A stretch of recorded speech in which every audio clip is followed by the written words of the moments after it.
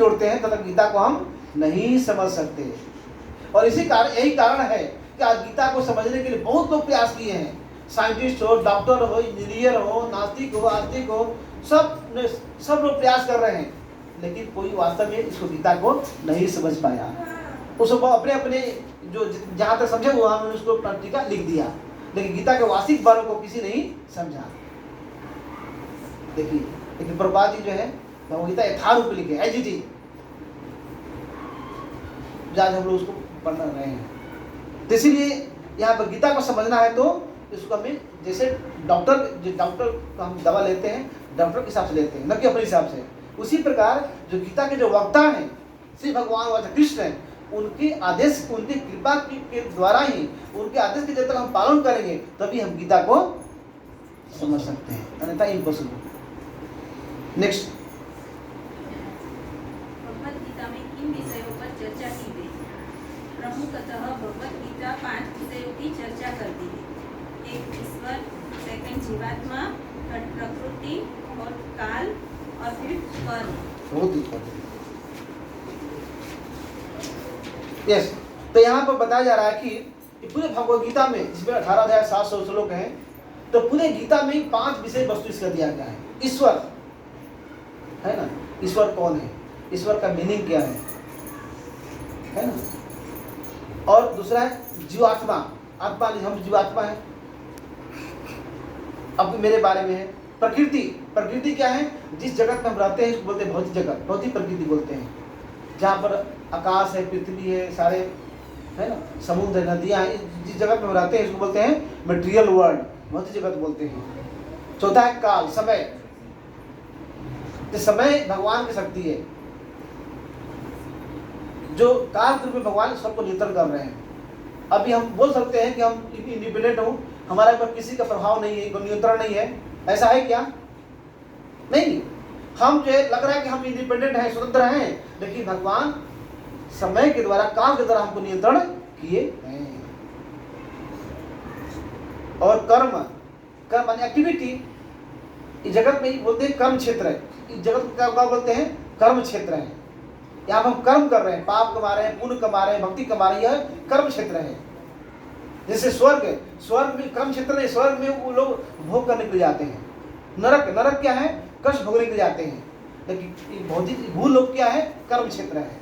यहाँ पर हम कर्म कमा रहे हैं, जैसे कि होता है अर्जन, धन कमा रहे हैं, राइट ना। तो ये भौतिक जगत जो है ये कर्म क्षेत्र है, यहाँ पर हम कर्म कमा रहे हैं सभी लोग। इस पृथ्वी के द्वारा जो अच्छे कर्म करते हैं, पुण्य कर्म किए तो स्वर्ग जाएंगे, पाप किए तो नरक जाएंगे, भक्ति किए तो वैकुंठ धाम जाएंगे।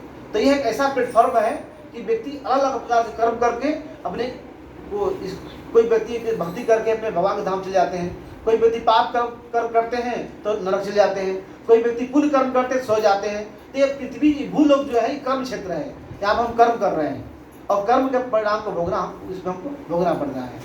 तो इस तरह से जो 5 टॉपिक है हमारे से जुड़ा हुआ है हर व्यक्ति से, क्योंकि जीवात्मा है और परमात्मा दोनों साथ में हृदय के अंदर है, ठीक है। और प्रकृति, हम भौतिक जगत में रह रहे हैं।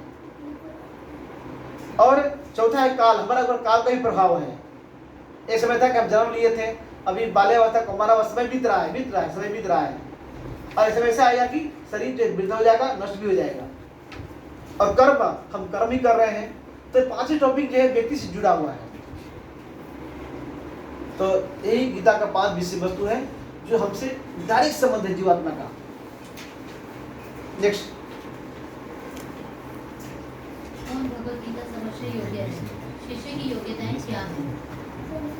नंबर 1, शिष्य के मन में जीवन के चरम लक्ष्य के प्रति जिज्ञासा होनी चाहिए। नंबर 2, शिष्य को प्रामाणिक गुरु के पास जाकर स्वयं को उनके शरण करना चाहिए।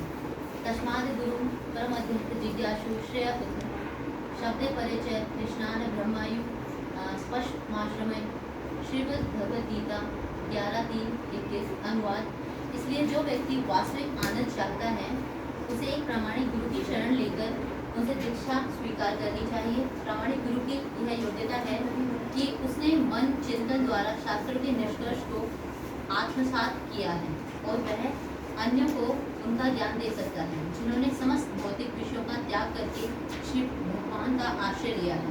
ऐसे महान व्यक्तियों को प्रामाणिक गुरु मानना चाहिए। नेक्स्ट, शिष्य को गुरु से नम्रतापूर्वक जिज्ञासा व्यक्त करनी तथा ध्यानपूर्वक श्रवण करना चाहिए।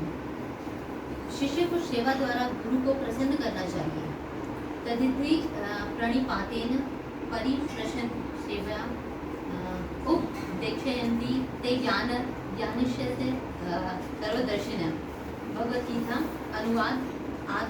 आध्यात्मिक गुरु के पास जाकर सत्य को जानने का प्रयास करो, नम्रतापूर्वक उनसे जिज्ञासा व्यक्त करो, उनकी सेवा करो।